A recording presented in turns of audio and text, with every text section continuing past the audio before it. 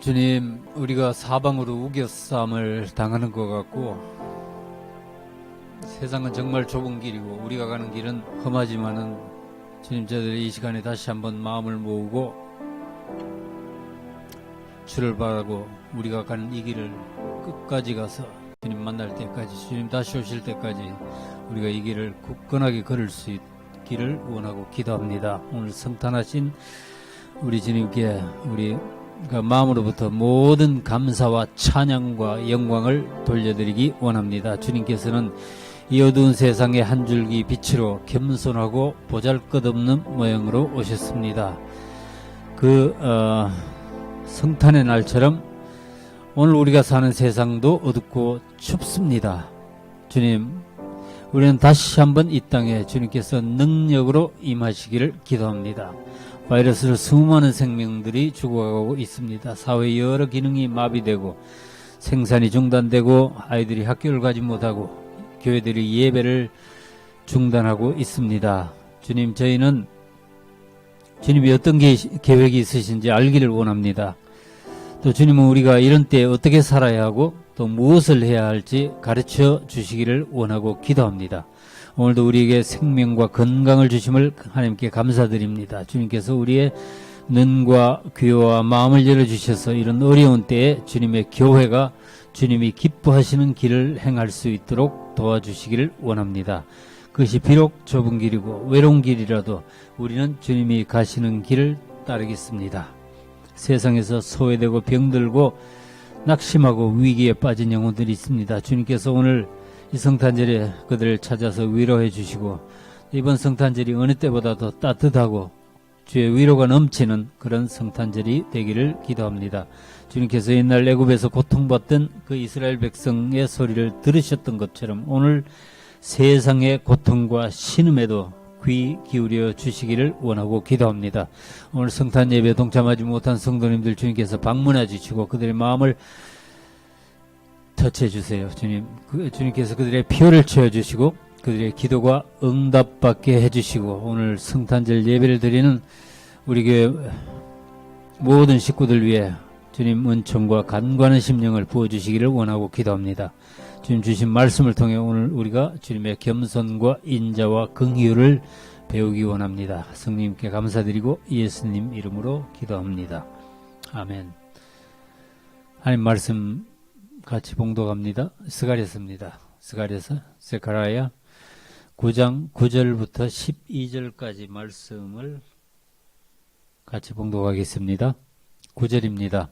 시온에 따라 크게 기뻐할지어다. 예루살렘에 따라 즐거이 부를지어다. 보라, 네 왕이 내게 임하시나니 그는 공의로우시며 구원을 베푸시며 겸손하여서 나귀를 타시나니 나귀의 작은 것 곧 나귀 새끼니라. 내가 에브라임의 병거와 예루살렘의 말을 끊겠고 전쟁하는 활도 끊으리니 그가 이방 사람에게 화평을 전할 것이요 그의 통치는 바다에서 바다까지 이르고 유브라데 강에서 땅 끝까지 이르리라. 또 너로 말할진대 내 언약의 피로 말미암아 내가 네 갇힌 자들을 물없는 구덩이에서 놓았나니 갇혀있으나 소망을 품은 자들아 너희는 요새로 돌아올지니라. 내가 오늘도 이르노라. 내가 너희에게 갑절이나 갚을 것이라. 아멘. 어쩐지 원래 성탄절은 우리가 성탄절 되면 화이트 크리스마스를 기대하고 메리 크리스마스 이렇게 인사를 하는데 어쩐지 올해는 블루 크리스마스이다라는 생각이 들었습니다. 이 블루 컬러, 특별히 네이비 블루는 제 처갓집 여자들의 페이버 컬러인데 여기서는 그런 밝고 아주 산뜻한 블루가 아니고 잿빛 하늘처럼 그 푸르죽죽한 혹은 우울한 마음을 주로 이 블루 컬러로 표현하죠. 예, 서양에서는 그 음악에도 왜 블루스라는 게 있잖아요. 예, 블루스. 예. 한국 옛날에도 신촌 블루스니 그런 거 있었는데 예. 어쨌든 이게 좀 서글픈 곡조의 음악입니다. 예. 그래서 원래 굳이 이 성탄절을 어떤 색으로 지정하라면은 블루칼라가 아닐까 이런 생각을 해봤어요. 예. 이 코로나 바이러스가 현재 그 미국에서 제1의 사망 원인이 되었다고 합니다. 그러니까 바이러스가 암보다도 또 자동차 사고보다도 또 살인사건보다도 더 많은 사람들을 지금 죽이고 있습니다. 예. 그래서 사람들은 외출을 두려워하고 또 웬만하면 모임을 피하고 다들 집안에 움츠리고 들어앉아 있어가지고 성탄절인데도 이 성탄절 기분이 전혀 들지 않는 거 있죠. 예. 예년처럼 그래 시끌벅적한 성탄절의 분위기는 전혀 없어 보입니다. 예. 그런데 예수님이 유대 땅에 태어나실 때도 그랬습니다. 예. 그때 이스라엘은 로마의 식민 지배를 받고 있었어요. 왕이 있었지만은 그는 로마 제국에서 세운 그 허수아비 왕이었고 그는 유대인도 아니었습니다. 말라기 선지자 이후로 하나님 말씀이 끊어진 지도 한 300~400년이 지난 뒤였고, 예. 이 메시아를 그러니까 믿음으로 고대하던 이 이스라엘 백성들도 이제는 지치고 낭망하고 포기하고 그러면서 세대가 지나가고 죽어갔습니다. 예. 오늘날처럼 예수님이 이 땅에 오실 때에도 세상은 암울했고 어두웠다는 겁니다. 예. 마태복음 4장 16절에 그랬죠. 흑암에 앉은 백성이 큰 빛을 보았고 사망의 땅과 그늘에 앉은 자들에게 빛이 빛이었도다. 예, 그때가 이때나 참 비슷했던 것 같아요. 예.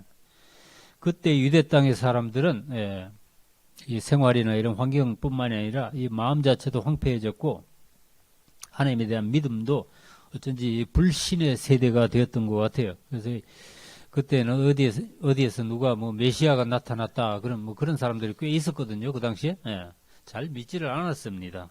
사도 요한은 그 시대를 빛이 어둠에 비치되 어둠이 깨닫지 못하더라라고 표현했죠. 아무도 메시아를 기대하지 않았던 때, 그러니까 하나님의 약속에 대한 사람들의 믿음이 고갈랐던 때에 하나님께서는 이 인류를 구원하실 그리스도를 세상에 보내셨습니다. 그것이 바로 성탄절에 일어난 사건이죠. 자, 그래서 예수님께서 만약에 재림하신다면은 요즘 같은 때가 아닐까 이런 생각이 들었습니다. 예수님이 다시 오신다면은 그때가 오늘날처럼 세상이 어둠 속에 갇혀 있을 때 이런 때가 아닐까 싶었습니다. 세상은 적그리스도가 판을 치는 때가 되었고 사람들이 그리스도를 바라는 마음은 점점 식어갑니다. 예수님도 그러셨죠. 인자가 올 때에 세상에서 내가 믿음을 보겠느냐. 불신의 시대, 무정하고 패역한 시대입니다. 사랑이 식고 불법이 난무하는 세상. 이때가 어쩐지 주님이 다시 오시기에는 딱 좋은 때인 거예요. 이건 내 욕심인가? 그렇게 바라는 분들도 많을 거예요. 그래서 오늘 성탄절 주일에는 우리가 주님의 재림을 기다리는 마음으로 오늘 차례가 됐죠. 스가랴서 말씀을 살펴보고자 합니다. 스가랴는 이 유다가 70년 동안의 바벨론 포수가 끝나고 돌아온 후에 지난주에 우리가 살펴본 학계 선지자와 동시대에 활동했던 선지자였습니다. 스가랴라는 이름이 재미있어요. 이 스가랴는 히브리어로 스카랴입니다. 스카랴. 하나님이 기억하시다. 너무 이름이 좋죠. 이스라엘이 바벨론 포로에서 돌아왔습니다. 그러나 모든 것이 갑자기 좋아진 것은 아니었어요. 그 중에는 많은 사람들이 차라리 거기 그냥 남아 있었더라면 훨씬 더 잘 먹고 잘 살았을 텐데 이렇게 생각한 사람들도 많았던 것 같아요. 자, 포로에서 풀려나서 돌아왔지만은 그들이 해방된 것은 아니었습니다. 여전히 그들은 그 페르시아 황제의 지배를 받았고 그 나라에다 세금을 바쳐야만 했습니다. 또 그들은 돌아오자마자 성전 재건을 시도했었지만 그것도 뜻대로 되지 않고 방해도 많고 해서 16년이란 세월이 흘렀습니다. 예.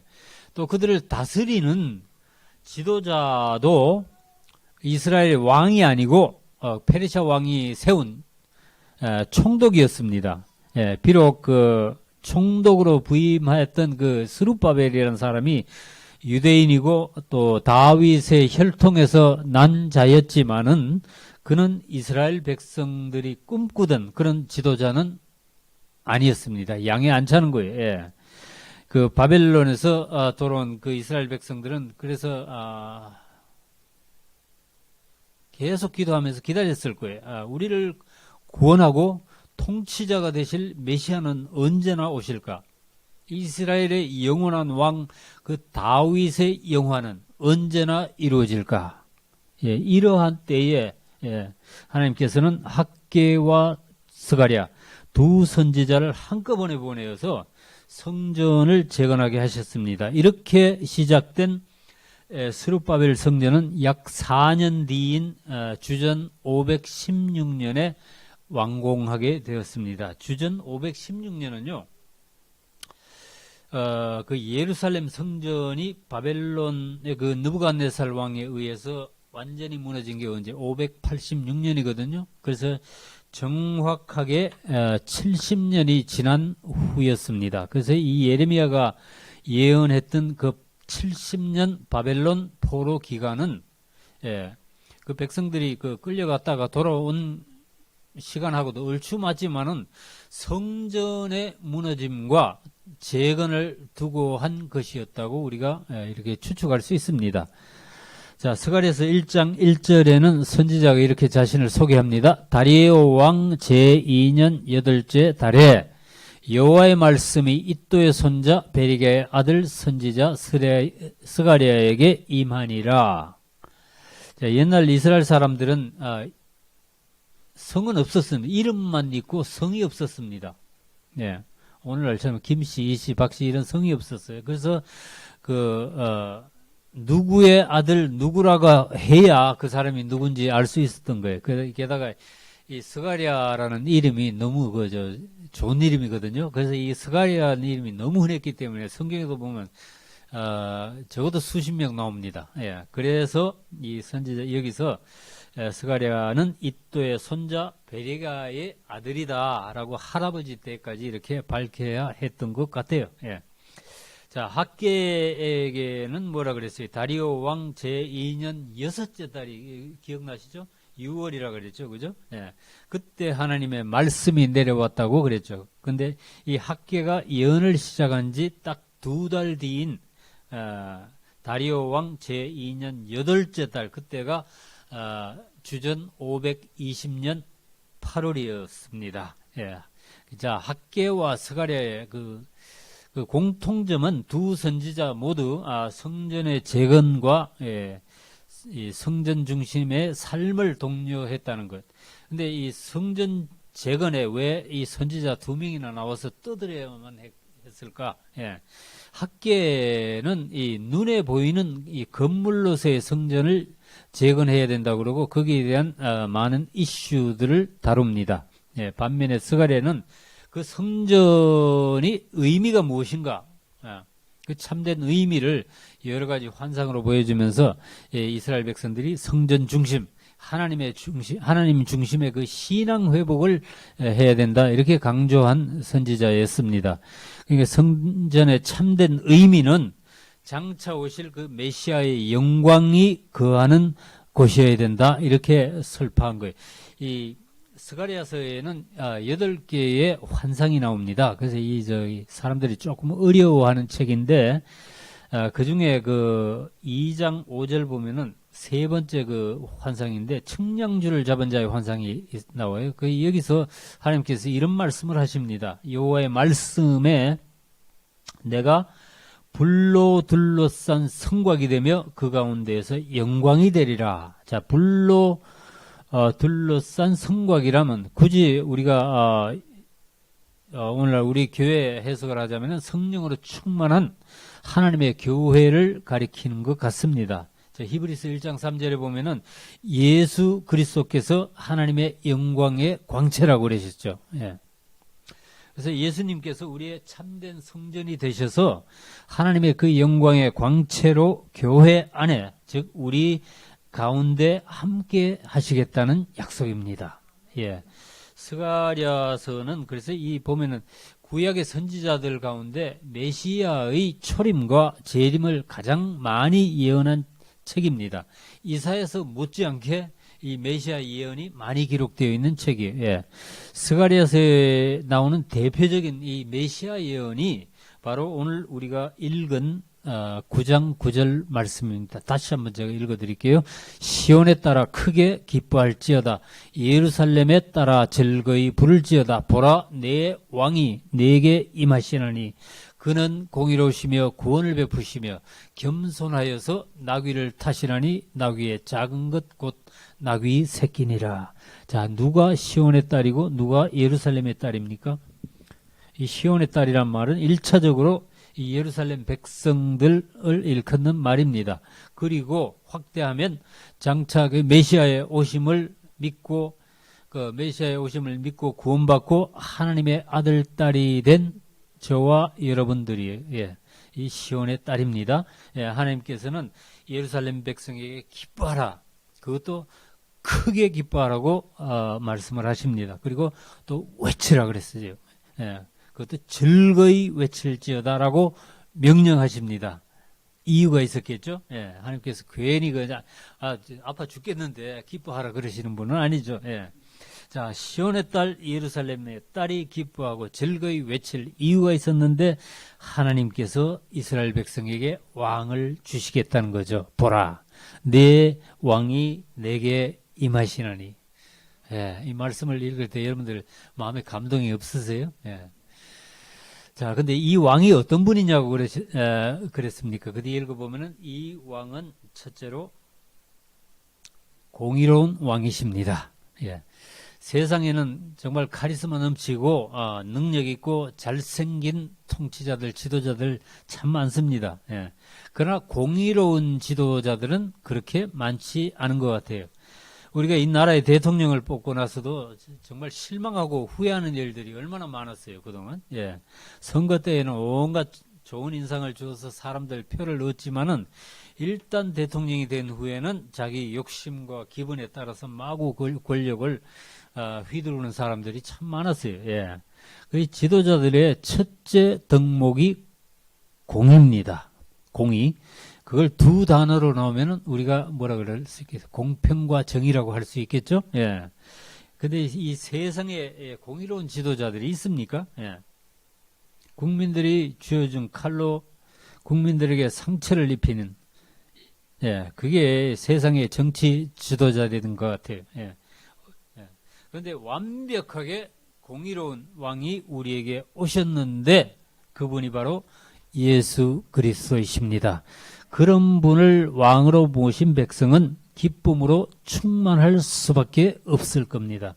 공의로우신 왕 예수 그리스도께서 저와 여러분들의 왕이신 줄을 믿으시기 바랍니다. 이 성탄절은 그런 우리의 왕이 우리에게 오셔서 임마누엘 하신 사건, 우리와 함께 하시기 위해서 이 땅에 오신 사건, 그날이 성탄절입니다.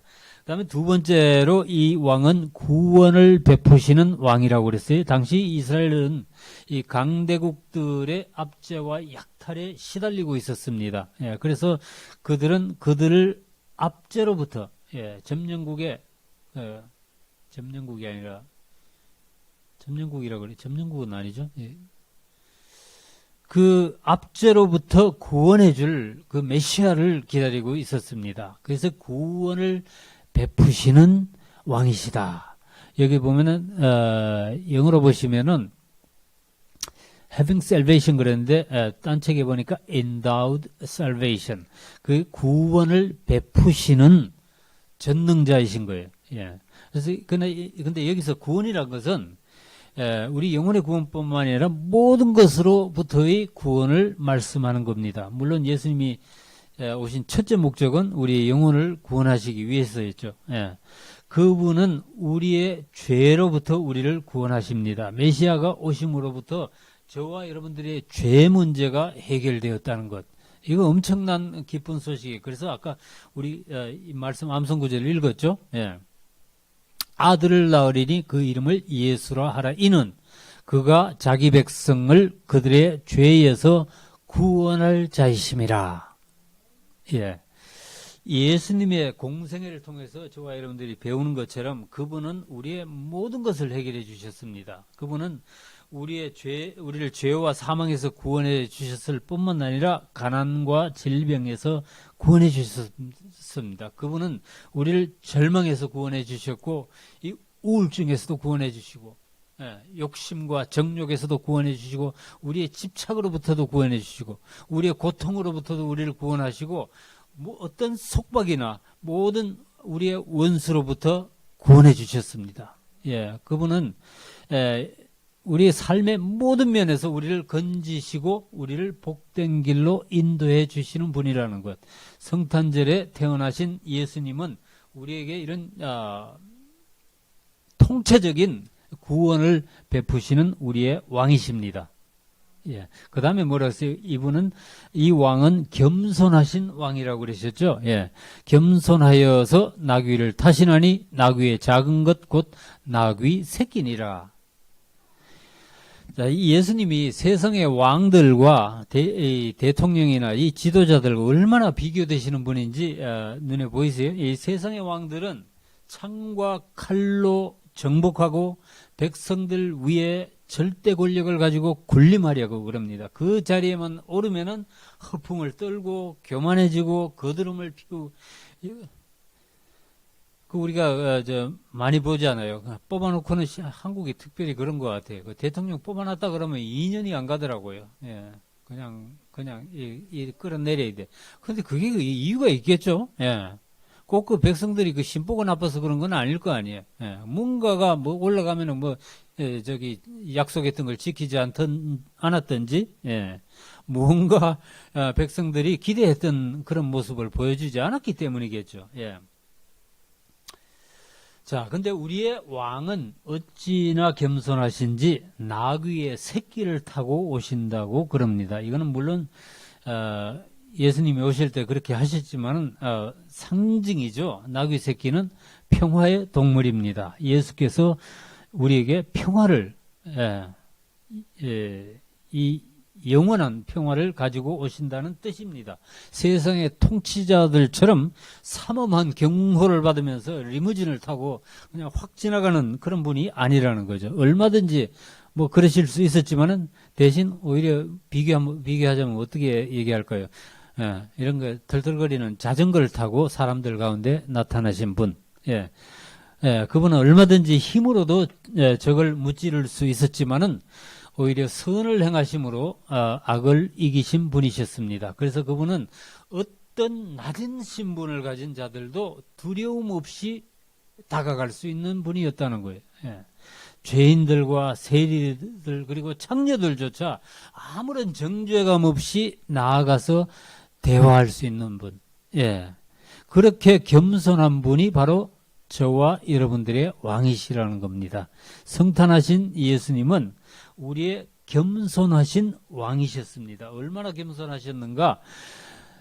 자신이 이 땅에 오신 목적을 소개하시는 말씀이죠. 마가복음 10장 45절 말씀입니다. 인자가 온 것은 섬김을 받으려 함이 아니라 도리어 섬기려 하고 자기 목숨을 많은 사람의 대속물로 주려 함이니라. 몸값으로 주시기 위해서 오셨다는 거예요.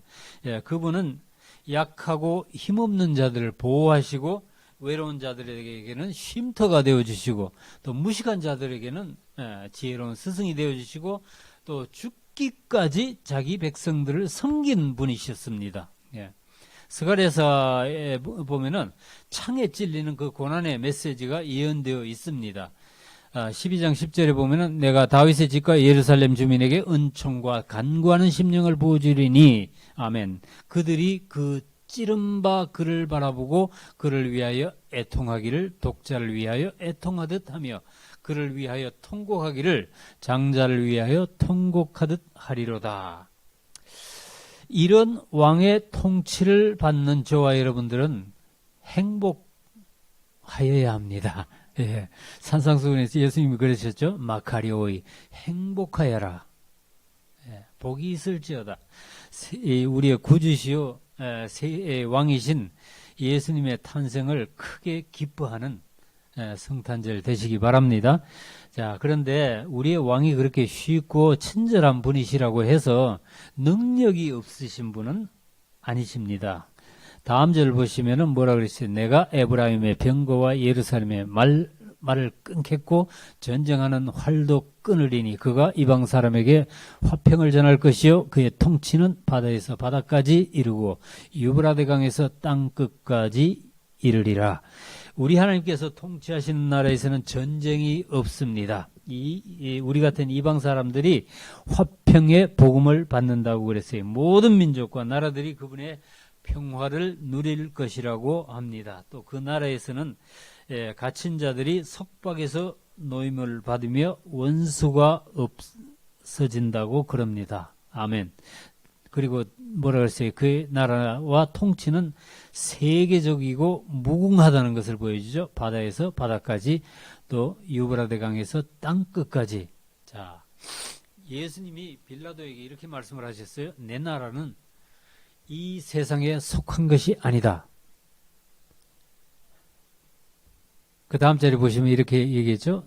또 너로 말할진대 내 언약의 피로 말미암아 내가 네 갇힌 자들을 물 없는 구덩이에서 놓았나니. 자, 그분이 우리에게 주시는 자유와 평화는 공짜가 아니었습니다. 하나님께서 약속하신 그 귀한 피를 흘리심으로 대가를 치른 값비싼 것이었다는 거예요. 또한 하나님께서 그의 백성을 양떼같이 구원하시고 그 다음 읽어보시면 제가 안 올렸어요. 그들을 왕관의 보석같이 빛나리라고 말씀을 하십니다. 그 은혜가 어찌나 큰지 청년과 처녀들이 강건하고 형통하고 아름다워질 것이라고 말씀을 하십니다. 그러나 누구든지 이러한 왕의 호의를 거절하고 그분의 품을 벗어나는 자들은 그냥 춥고 살벌한 세상에 내버려지게 되어 있습니다. 그들의 인생이 피곤해지는 거예요. 근데 오늘 주님은 그런 분들을 초청하고 계십니다. 다음 절 보시면은 갇혀 있으나 소망을 품은 자들아 너희는 요새로 돌아올지어다. 제 성경에서는 이게 보장으로 돌아올지어다 그랬는데 내가 오늘도 일어나라 내가 네게 갑절이나 갚을 것이라.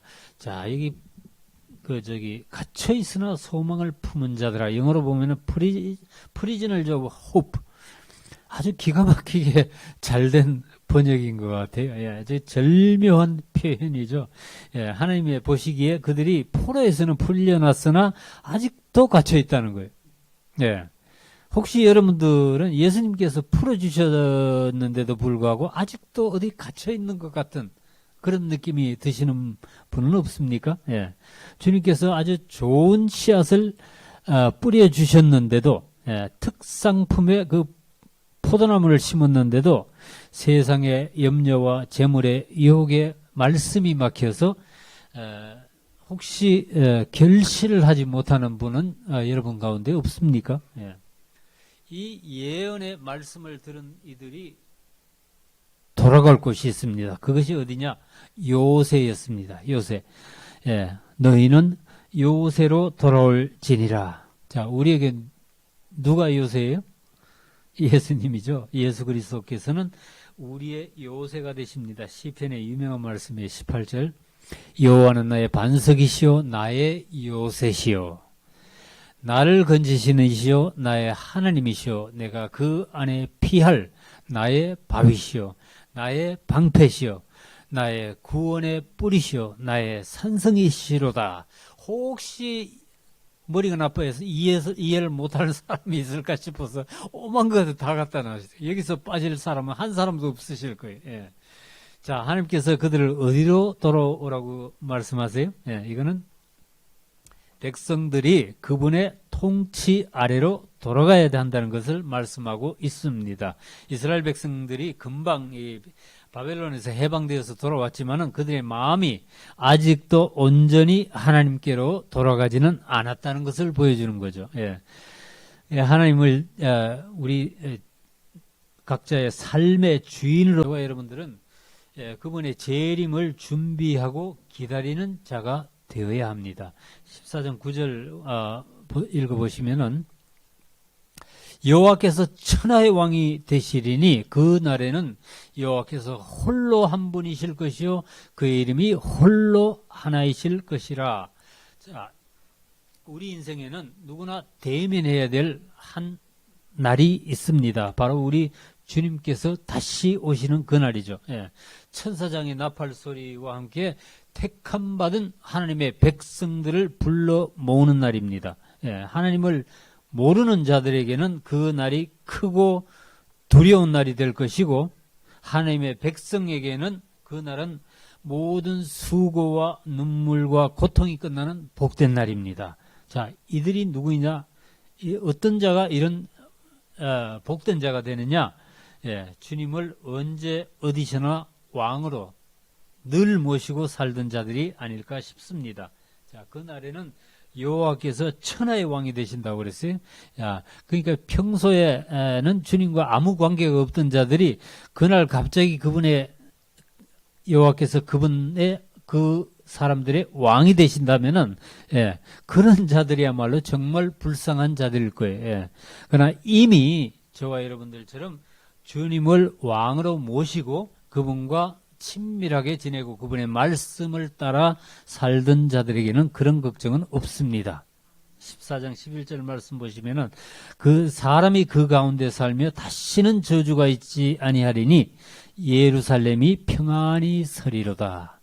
사람이 안연하게 살며 그랬는데 제 성경에는 여호와께서 왕이 되시는 그 예루살렘은 안전합니다. 그 안에는 다시 저주가 없습니다. 계시록 22장 말씀 기억나세요? 하나님 나라에서는 다시 저주가 없으며 그랬죠. 예. 왜냐하면은 사람이 그 가운데 살며 그 가운데 있기 때문에 그 어디냐? 그들은 주님 안에 있기 하나님 안에 있기 때문입니다. 예. 이 예루살렘은 영원한 하나님의 도성이고 즉 그리스도의 교회입니다. 예. 그렇기 때문에 그분을 떠나는 자, 주님의 교회를 떠나는 자는 자신을 저주 가운데 내던지는 것 같이 위험합니다. 자, 오늘 성탄절 주일에 스가랴서에서 우리가 얻을 수 있는 메시지는 간명합니다. 첫째로 우리는 참성전이 되시는 예수 그리스도께로 돌아가고 그분과 연합해야 합니다. 예, 요즘처럼 바이러스로 세상이 혼동스럽고 앞이 보이지 않을 때에는 우리는 어딘가로 피신해야 된다 이런 생각을 해야 돼요. 거기가 어디냐? 예수 그리스도 하나님 품이에요. 그분 안으로 우리는 달려가야 됩니다. 그리고 두 번째, 이런 어려운 때일수록 우리는 막 살면 안 되고 주님의 법대로 사셔야 됩니다. 예, 주님의 말씀의 그 원칙대로 우리가 사는 저와 여러분들 되시기 바랍니다. 스가랴서 7장 9절 10절 말씀을 읽어보시면 만군의 여호와가 이같이 말하여 이르시기를 너희는 진실한 재판을 행하며 서로 인애와 긍휼을 베풀며 과부와 고아와 나그네와 궁핍한 자를 압제하지 말며 서로 해하려고 마음에 도모하지 말라 하였으나 그랬죠. 예. 자, 여러분 이 이스라엘이 이 말씀 때문에 포로가 되어서 잡혀갔다는 거 아세요? 그 뒤에 읽어보시면요. 14절 말씀 보면은 하나님께서 그들을 알지 못하는 나라에다가 흩어버리셨는데 그 이유는 그들이 이 말씀을 불순종했기 때문이라고 그럽니다. 예. 너희는 여기서 뭐라고 했어요? 진실한 재판을 행하며 뭐 저와 여러분들이 판사는 아니죠. 그렇지만 무언가를 우리가 매일 판단하지 않습니까? 그죠? 예. 그 판단이 하나님 앞에서 진실해야 된다는 거예요. 예. 그 다음에 뭐라고 했어요? 서로 인애와 긍휼을 베푸며 우리가 지난주에 배운 단어 하나 있었죠? 예. 헤세드, 캐세드, 인자를 베풀라는 겁니다. 예. 그 다음에 과부와 고아와 나그네와 궁핍한 자를 압제하지 말라. 이번 성탄절에 여러분들이 내가 뭘 해야 될지 모르겠다 그러거든. 이걸 한번 실천해 보시라고요. 예. 이웃을 향해서 좀 더 관용하고 가능하다면은 내가 한 발 나아가서 인자와 긍휼을 실천하는 여러분들 되시기 바랍니다. 하나님께서는 이런 자들을 하나도 놓치지 않고 샅샅이 찾아서 구원하시겠다고 말씀하십니다. 7절, 8장 7절, 8절 보시면은 만군의 여호와가 이같이 말하노라. 보라, 내가 내 백성을 해가 뜨는 땅과 해가 지는 땅에서부터 구원하여 내고 인도하여다가 예루살렘 가운데 거주하게 하리니 그들은 내 백성이 되고 나는 진리와 공의로 그들의 하나님이 되리라. 가슴이 읽으면은 먹먹해지는 그런 아주 하나님의 친절하신 부르심입니다. 이 스가랴서에 그 예언이 있은 지 약 한 500년이 지난 후에 그 유다의 작은 마을 베들레헴의 한 마국간에서 하나님의 아들 예수께서 탄생하셨습니다. 그 날이 오늘 저와 여러분들이 기념하는 성탄절인데 여러분들 모두 가족과 함께 복되고 풍요로운 마음은 풍요로우시기 바랍니다. 그런 성탄절 보내시기를 주님의 이름으로 축원합니다. 기도하시겠습니다. 하나님 아버지, 오늘 성탄절 예배를 통해 하나님의 말씀을 향한 우리의 마음이 열리기를 기도합니다. 그래서 우리가 성탄하신 예수님을 믿고 그분이 하신 말씀을 따를 수 있기를 소원합니다. 교회에서는 우리가 하나님의 말씀을 믿고 아멘 하는데 밖에 나가면은 잘 실천하지 못하는 우리의 부끄러운 면이 있습니다. 예수님은 우리의 왕이시고 우리는 그분의 말씀을 순종해야 하지만 우리는 그것마저 우리의 의지로 실천하기가 너무 어렵습니다. 그래서 오늘 우리는 성령님의 도우심을 구합니다. 이는 힘으로 되지 아니하고 능력으로 되지 아니하고 오직 나의 영으로 되신다고 주께서 말씀하셨습니다. 성령님 우리를 도와주시기 원합니다. 우리가 주님의 겸손을 배우고 주님의 공의를 실천하고 이웃을 향해 하나님의 인자와 긍휼을 베풀 수 있도록 우리에게 마음과 그런 능력을 주시기를 원합니다. 주께서 우리에게 베푸신 그 은총과 사랑을 이웃과 나눌 수 있게 우리의 관용을 키워주시고 우리의 지경을 넓혀주시고 사람들 향한 우리의 영향력을 키워주시기를 원합니다. 하나님의 말씀이 정말로 우리 발의 등불이요 우리의 길에 빛이 되기를 소원합니다. 다시 한번 우리를 구원하시기 위해 이 땅에 오신 주님께 감사와 찬송을 드립니다. 예수님의 이름으로 기도합니다. 아멘.